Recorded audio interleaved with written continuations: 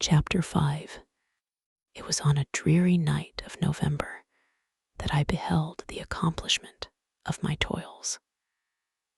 With an anxiety that almost amounted to agony, I collected the instruments of life around me, that I might infuse a spark of being into the lifeless thing that lay at my feet.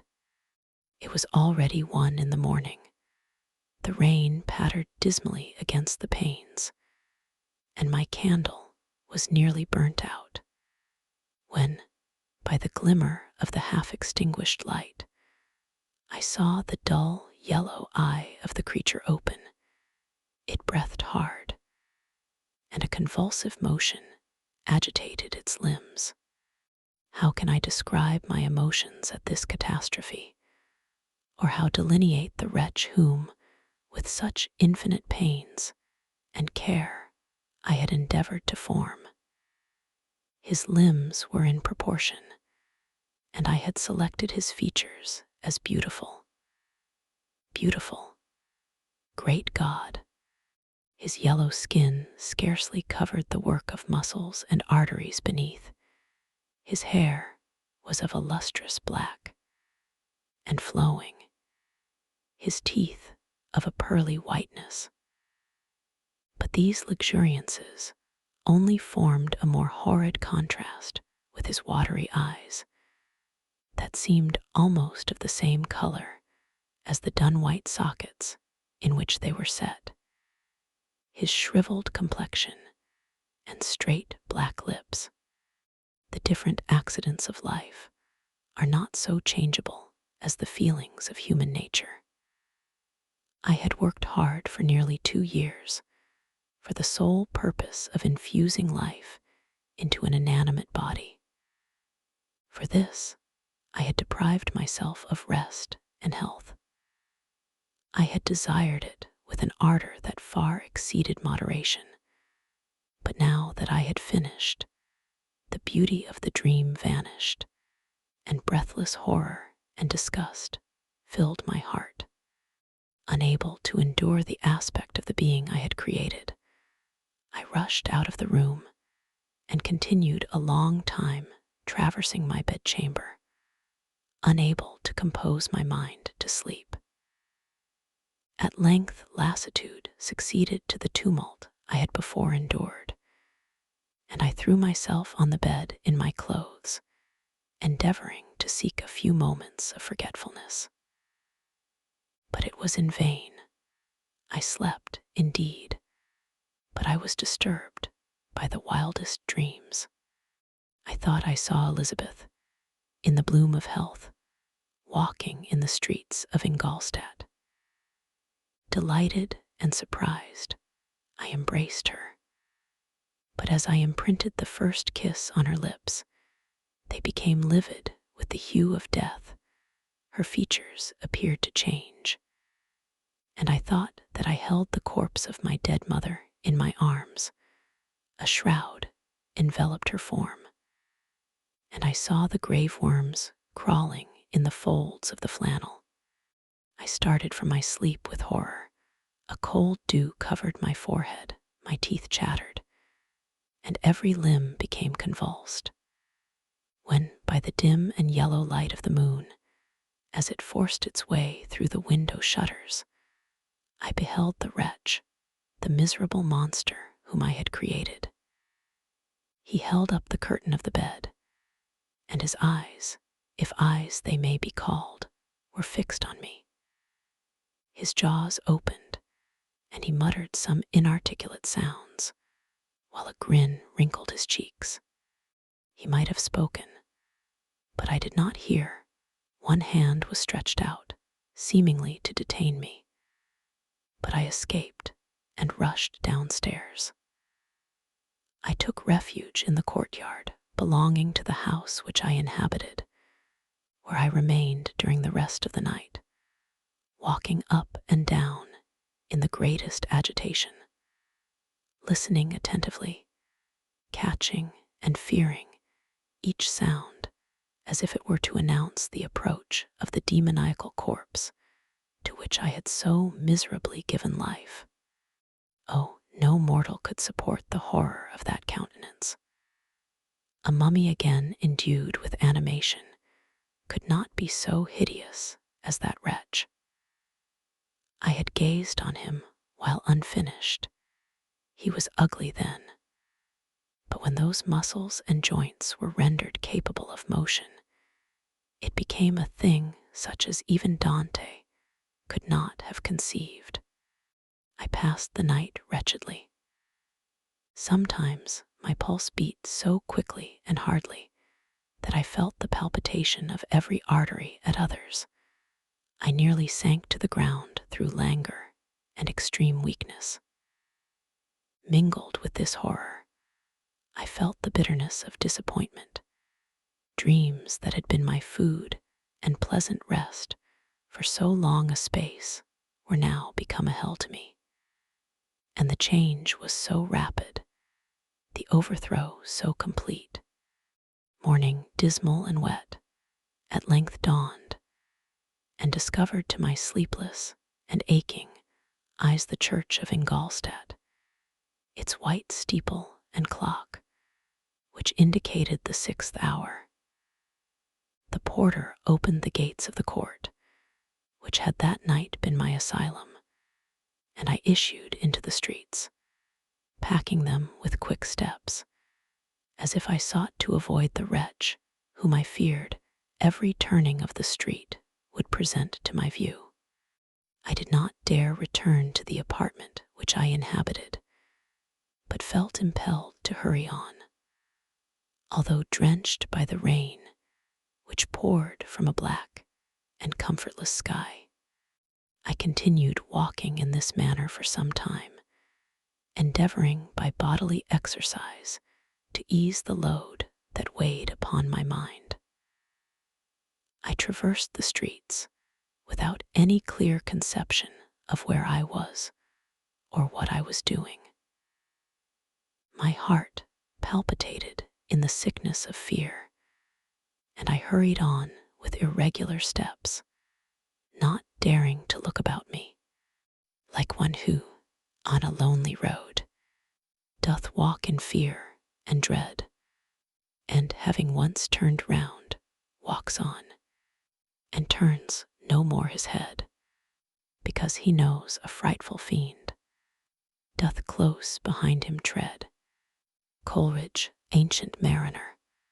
Continuing thus, I came at length opposite to the inn at which the various diligences and carriages usually stopped.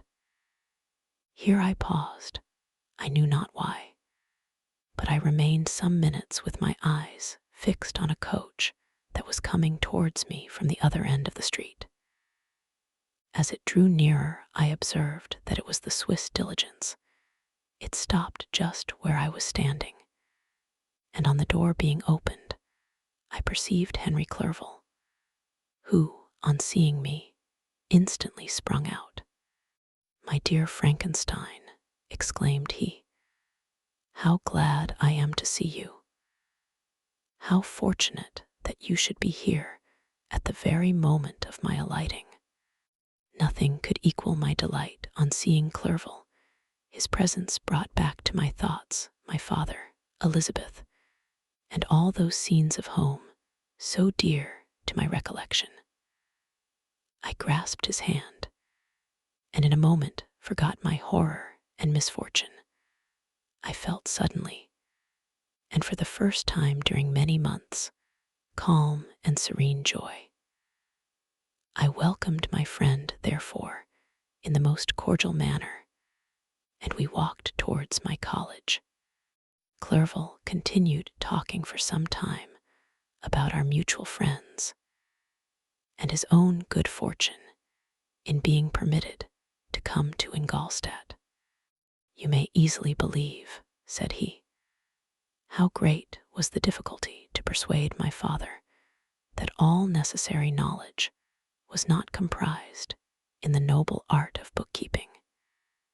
And indeed, I believe I left him incredulous to the last, for his constant answer to my unwearied entreaties was the same as that of the Dutch schoolmaster in the Vicar of Wakefield. I have 10,000 florins a year without Greek. I eat heartily without Greek. But his affection for me at length overcame his dislike of learning, and he has permitted me to undertake a voyage of discovery to the land of knowledge. It gives me the greatest delight to see you. But tell me how you left my father, brothers, and Elizabeth. Very well and very happy, only a little uneasy that they hear from you so seldom. By the by, I mean to lecture you a little upon their account myself. But my dear Frankenstein, continued he, stopping short and gazing full in my face, I did not before remark how very ill you appear, so thin and pale. You look as if you had been watching for several nights. You have guessed right. I have lately been so deeply engaged in one occupation that I have not allowed myself sufficient rest, as you see. But I sincerely hope, that all these employments are now at an end, and that I am at length free. I trembled excessively. I could not endure to think of, and far less to allude to, the occurrences of the preceding night. I walked with a quick pace, and we soon arrived at my college. I then reflected, and the thought made me shiver, that the creature whom I had left in my apartment might still be there, alive and walking about. I dreaded to behold this monster, but I feared still more that Henry should see him. Entreating him, therefore, to remain a few minutes at the bottom of the stairs, I darted up towards my own room. My hand was already on the lock of the door before I recollected myself. I then paused, and a cold shivering came over me. I threw the door forcibly open, as children are accustomed to do when they expect a spectre to stand in waiting for them on the other side, but nothing appeared. I stepped fearfully in. The apartment was empty, and my bedroom was also freed from its hideous guest. I could hardly believe that so great a good fortune could have befallen me. But when I became assured that my enemy had indeed fled, I clapped my hands for joy and ran down to Clerval. We ascended into my room, and the servant presently brought breakfast, but I was unable to contain myself. It was not joy only that possessed me. I felt my flesh tingle with excess of sensitiveness, and my pulse beat rapidly. I was unable to remain for a single instant in the same place. I jumped over the chairs, clapped my hands, and laughed aloud. Clerval at first attributed my unusual spirits to joy on his arrival, but when he observed me more attentively, he saw a wildness in my eyes for which he could not account, and my loud, unrestrained, heartless laughter frightened and astonished him. "My dear Victor," cried he, "what, for God's sake, is the matter? Do not laugh in that manner. How ill you are! What is the cause of all this?" "Do not ask me," cried I, putting my hands before my eyes, for I thought I saw the dreaded spectre glide into the room. "He can tell. Oh, save me, save me." I imagined that the monster seized me. I struggled furiously and fell down in a fit. Poor Clerval, what must have been his feelings? A meeting, which he anticipated with such joy, so strangely turned to bitterness. But I was not the witness of his grief, for I was lifeless and did not recover my senses for a long, long time. This was the commencement of a nervous fever which confined me for several months. During all that time, Henry was my only nurse. I afterwards learned that, knowing my father's advanced age and unfitness for so long a journey, and how wretched my sickness would make Elizabeth, he spared them this grief by concealing the extent of my disorder. He knew that I could not have a more kind and attentive nurse than himself, and firm in the hope he felt of my recovery, he did not doubt that, instead of doing harm, he performed the kindest action that he could towards them. But I was in reality very ill, and surely nothing but the unbounded and unremitting attentions of my friend could have restored me to life.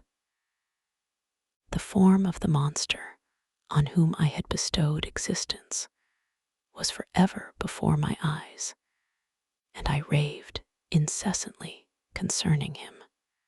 Doubtless my words surprised Henry. He at first believed them to be the wanderings of my disturbed imagination, but the pertinacity with which I continually recurred to the same subject persuaded him that my disorder indeed owed its origin to some uncommon and terrible event. By very slow degrees, and with frequent relapses that alarmed and grieved my friend, I recovered. I remember the first time I became capable of observing outward objects with any kind of pleasure. I perceived that the fallen leaves had disappeared, and that the young buds were shooting forth from the trees that shaded my window. It was a divine spring, and the season contributed greatly to my convalescence. I felt also sentiments of joy and affection revive in my bosom. My gloom disappeared, and in a short time I became as cheerful as before I was attacked by the fatal passion. "Dearest Clerval," exclaimed I, "how kind, how very good you are to me. This whole winter, instead of being spent in study, as you promised yourself, has been consumed in my sick room. How shall I ever repay you? I feel the greatest remorse for the disappointment of which I have been the occasion, but you will forgive me. You will repay me entirely if you do not discompose yourself, but get well as fast as you can. And since you appear in such good spirits, I may speak to you on one subject, may I not?" I trembled. One subject. What could it be? Could he allude to an object on whom I dared not even think? "Compose yourself," said Clerval, who observed my change of color. "I will not mention it if it agitates you, but your father and cousin would be very happy if they received a letter from you in your own handwriting. They hardly know how ill you have been and are uneasy at your long silence. Is that all, my dear Henry? How could you suppose that my first thought would not fly towards those dear, dear friends whom I love and who are so deserving of my love? If this is your present temper, my friend, you will perhaps be glad to see a letter that has been lying here some days for you. It is from your cousin, I believe." Novel sounds where great literature comes alive. Join our community of book lovers by subscribing to our channel. The journey continues.